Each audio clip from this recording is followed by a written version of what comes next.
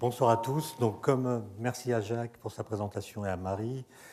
Comme ça a été dit à l'instant, je ne vais pas vous parler de politique ni même d'économie, mais d'interroger le concept d'énergie d'un point de vue physique simplement, puisque ça a été dit, il y a un débat sur la transition énergétique, et je pense que c'est intéressant de réfléchir à ce concept, au nom énergie, pour voir comment on peut se sortir de la situation dans laquelle nous sommes, qui, par certains égards, est assez critique, comme vous le savez. Alors, là, c'est un transparent qui rappelle le titre et qui, en fait, donne la réponse à la question. À mon avis, l'énergie, c'est d'abord les Rolling Stones. Après, on peut faire des commentaires, si vous voulez, mais à la base, c'est quand même ça. Et ceux qui ne les connaissent pas pourront assez facilement les découvrir sur YouTube. Et ça éclairera le concept mieux que n'importe quel discours. On avait droit à un peu de publicité, hein, je crois. Bon. Alors, je ne vais pas parler du débat sur la transition énergétique, mais quand même rappeler les termes du problème qui est posé. Je sors de la situation franco-française et je pose le problème à l'échelle mondiale, en rappelant quelques données qui sont incontestables. Vous pourrez retrouver ces chiffres en consultant les bonnes sources. Premier terme du problème, il y a aujourd'hui sur la Terre 1,3 milliard de personnes qui vivent sans électricité. Il y en a 2,7 milliards pour lesquels l'approvisionnement n'est pas garanti et parfois très difficile. Or, l'énergie, et c'est la courbe qui est là, est quelque chose qui détermine beaucoup d'autres ressources comme l'eau, l'éducation et la santé. Et ici, vous avez une courbe qui montre la variation de l'indice de développement humain, ce qu'on appelle l'IDH, en fonction de l'énergie consommée par habitant. Alors l'IDH, c'est un indice qui est une moyenne entre trois indicateurs différents. Un qui mesure la santé, en fait c'est l'espérance de vie qui est mesurée. Un autre qui mesure l'éducation dans un pays donné, donc ça se mesure par la durée de l'éducation moyenne dans le pays concerné, de la scolarisation, disons. Et un troisième indicateur qui est économique, c'est le PNB par habitant exprimé en parité de pouvoir d'achat. Et la courbe montre qu'au début, on a une variation à peu près linéaire, c'est-à-dire plus on consomme d'énergie et mieux ça va, et puis on atteint une saturation, au-delà de laquelle, évidemment, consommer plus ne signifie plus vivre mieux. Et la France est bien placée, puisqu'elle est ici, à une situation où son IDH est très bon, le même que celui des États-Unis, avec une consommation d'énergie qui est 2 fois moindre. Alors, une troisième donnée importante, que vous connaissez parce que justement, elle est au cœur des débats qui ont cours en ce moment, aussi bien en France qu'ailleurs. Aujourd'hui, 80% des besoins mondiaux en énergie sont couverts par les combustibles fossiles. Donc le pétrole, c'est 31%, le gaz naturel, 22%, le charbon, 27%. Et vous avez peut-être vu aujourd'hui dans la presse un certain nombre d'articles qui montrent que la proportion du charbon augmente, ce qui signifie que le charbon, pour les années qui viennent, c'est vraiment l'énergie de l'avenir, ce qui n'est pas forcément un très bon signal. Les 20% restants sont satisfaits par la biomasse, donc 8%, essentiellement le bois de chauffage et les déchets organiques, et puis le nucléaire, 5%, l'hydraulique 6%, et l'éolien et le solaire, dont on parle beaucoup, progressent en pourcentage, mais leur somme cumulée demeure marginale, c'est moins d'1% à l'échelle de la planète. Quatrième constat, mais vous le connaissez, c'est que la consommation d'énergie augmente extrêmement rapidement. Avant l'ère industrielle, c'était 0,25 gigatep, c'est devenu 1 gigatep, donc 4 fois plus à la fin du XIXe siècle, 2 gigatep au début du XXe, et aujourd'hui c'est 13 gigatep, donc c'est une croissance extrêmement rapide.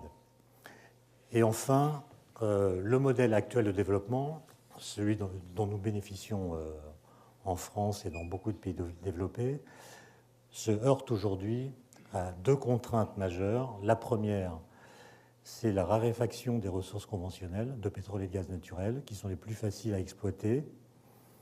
Et la seconde, c'est le réchauffement climatique, dont on parle moins, comme si on acceptait lentement que ce soit non plus un risque, mais une contrainte, quelque chose qui s'impose à nous, contre lequel nous ne pourrons pas lutter et auquel il faudra nécessairement s'adapter. Mais on a l'impression que ce n'est plus une donnée fondamentale du problème, puisque un article paru cette semaine dans Nature indiquait que les émissions de gaz carbonique dans le monde croissent à une vitesse très rapide, elles aussi. Et donc tous les protocoles qu'on a pu signer n'ont pas l'air d'avoir beaucoup d'effet sur cette pente qui paraît inexorable.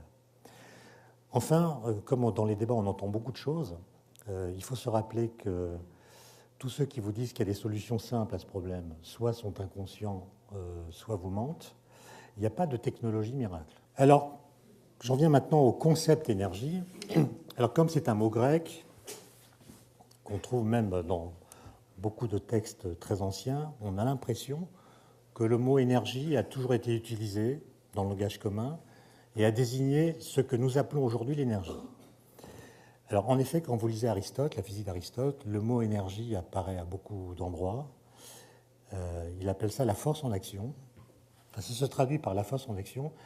Et il ne faudrait pas imaginer que les concepts qu'Aristote met en avant dans sa physique se retrouvent dans notre physique. Notre physique, celle qui a commencé avec Galilée, est en rupture avec la physique d'Aristote. Et tous ceux qui essaient de faire une bijection entre la physique d'aujourd'hui et ce que disait Aristote font un travail qui est en grande partie vain, puisqu'il n'y a pas de correspondance. Par exemple, chez Aristote, il y a l'énergeia, qui est la force en action, la force en acte, qui l'oppose à la dynamis, qui est la force potentielle, et puis à l'antéléchie, qui est la force de l'âme, l'énergie vitale, et tout ça a peu de correspondant dans notre façon de penser le monde aujourd'hui. Alors disons qu'en langage plus moderne, ce qu'on appelle l'énergie, c'est quelque chose qui jauge la capacité à effectuer des transformations. Alors, effectuer des transformations, ça peut vouloir dire fournir du travail, ça peut vouloir dire donner du mouvement, modifier la température, ou bien changer l'état de la matière. Simplement, quand on utilise le mot énergie un peu à la va-vite, dans des phrases assez convenues, on s'aperçoit que ce mot est victime d'une polysémie problématique. C'est-à-dire que c'est un mot qui peut désigner aussi bien la force que la puissance, la vigueur, l'élan, le dynamisme, la volonté, la détermination, et j'en oublie beaucoup d'autres. Autrement dit, c'est une remarque de Paul Valéry, nous ne nous comprenons que parce que nous parlons vite.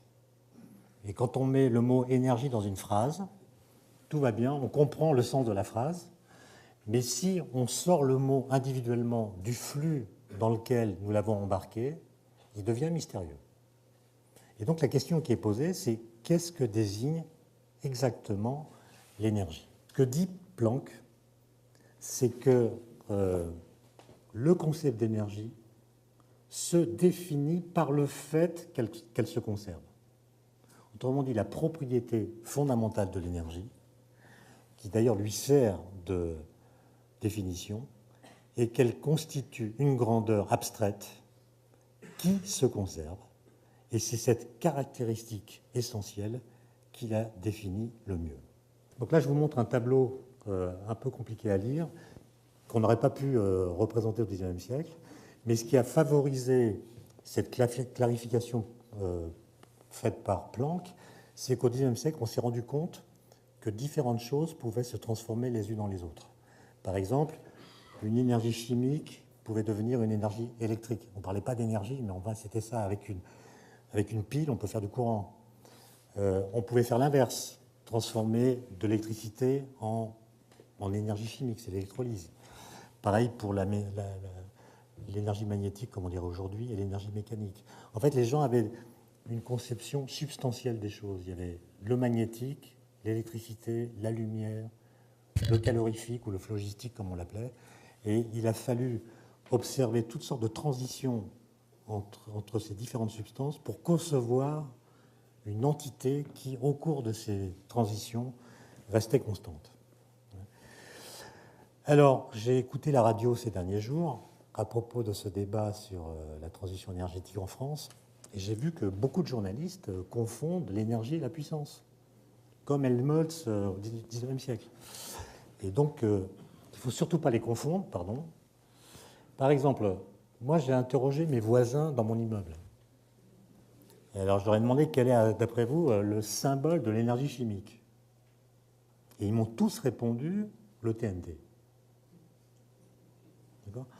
Alors le TNT, qui est un explosif, 1 kg de TNT contient 10 fois moins d'énergie qu'un kilo de pétrole. Donc ces gens qui confondent le TNT et le pétrole, ou qui pensent que le TNT a plus d'énergie que le pétrole, confondent l'énergie et la puissance. Le TNT a très peu d'énergie. Par contre, il est capable de la délivrer rapidement puisqu'il explose au contact de l'air. Le pétrole, lui, il brûle lentement. Il a beaucoup d'énergie, mais il la disperse lentement. Et donc, la puissance, ce n'est pas l'énergie, ce n'est pas du tout la même chose. La puissance, c'est le débit de l'énergie, c'est-à-dire le rythme auquel elle se trouve délivrée. Et plus précisément, la puissance est la quantité d'énergie par unité de temps fournie par un système à un autre. Et en conséquence, deux systèmes de puissance différentes, deux cafetières par exemple de puissance différentes, pourront fournir le même travail, mais le système le plus puissant fournira ce travail plus rapidement que le système le moins puissant. Et donc, d'un point de vue mathématique, cette fois, la puissance est toujours égale, quel que soit le secteur auquel on s'intéresse, au produit d'une grandeur d'effort. Alors l'effort, ça peut être une force, un couple, une pression, une tension, par une grandeur de flux, qui peut être une vitesse angulaire, un débit, une intensité, etc. Et alors que l'énergie se mesure en joules, la puissance se mesure en watts. Mais un certain nombre de physiciens qui s'intéressent à l'énergie proposent, pour pouvoir faire des comparaisons et pour pouvoir faire des analogies qui sont un peu plus pédagogiques, d'utiliser non pas le watt comme unité de puissance, mais le nombre de kilowattheures par jour. Kilowattheure, c'est donc kilowatt, c'est une puissance, multiplié par des heures, ça fait une énergie, divisé par un temps, par une journée, ça fait encore une puissance. Et ils ont introduit la notion d'esclave énergétique. Alors d'où est-ce que ça vient ? C'est qu'un corps humain au repos consomme 100 watts. Il y a 30 watts pour le cerveau et le reste pour le reste du corps.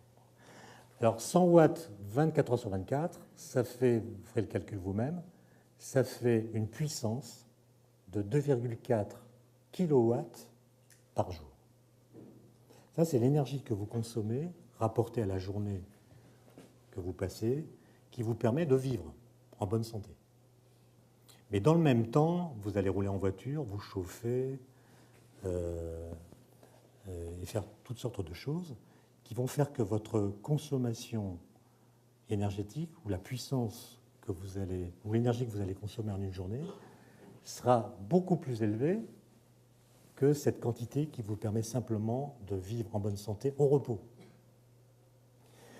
Et donc, si vous lisez, vous faites le calcul de la quantité totale d'énergie en kilowattheure que vous avez consommée pendant une journée donnée, vous allez voir de combien elle excède l'énergie que vous avez consommée simplement pour survivre.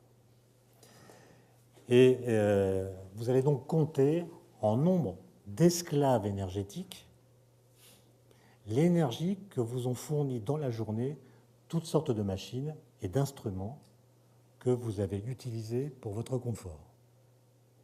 Par exemple, si vous avez utilisé pour vous éclairer une ampoule de 40 watts qui est restée allumée pendant 24 heures, pendant toute la journée, eh bien, ça correspond à 1 kWh d'énergie par jour.